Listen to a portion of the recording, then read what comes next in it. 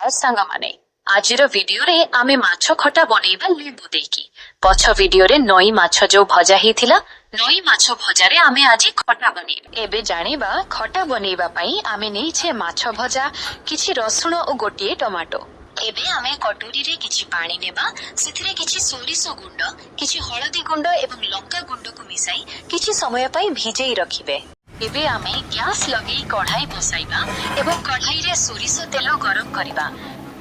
गरम ହେଲା ପରେ ଆମେ ସେଥିରେ ଶୁଖିଲା ଲଙ୍କା ଏବଂ ଜିରା ପକାଇବା କାରଣ ଆମ ପାଖରେ 5 ଫୁଟଣ ସରି ଯାଇଛି।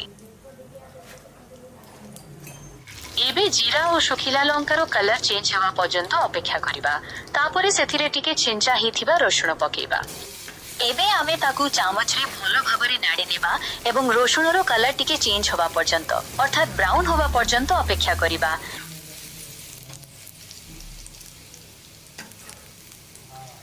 एबे रसुणर रंग बदली गलानी तेणु आमे एबे टमाटो पकेइबा ओ एहाकु किछि समय पर्यंत भलो भाबरे नाडी नेबा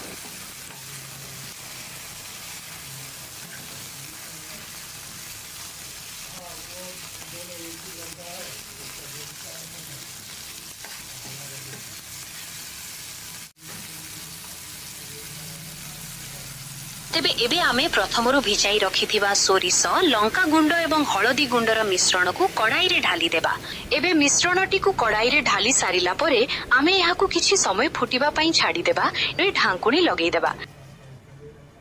एबे 5 मिनिट फुटिबा परे आमे ढांकुणी बाहर करी नेबा एवं चामच रे एहार चारिपट को भलो भाबरे नाडी देबा एथिरे स्वाद अनुसार लूण देई आमे एहाकु बिना ढांकुणी रे टिके फुटिबा पई छाडी देबा एबे आमे तरकारी रो घनता अनुसार एथिरे टिके पानी देबा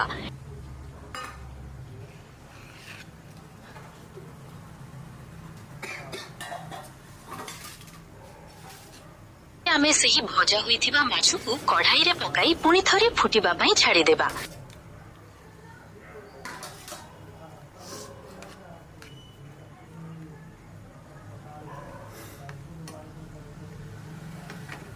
माछ पड़िबा परे आमे पुणी थरे 5 मिनिट पई ढांकुणी लगेई देबा जहा फଳରେ माछरे मसला भलो भाबरे प्रवेश करि जिवो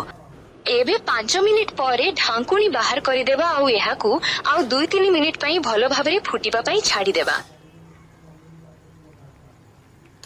तापरे गैस टी को बंद करि देले हमर माछ खटा प्रस्तुत होई जिवो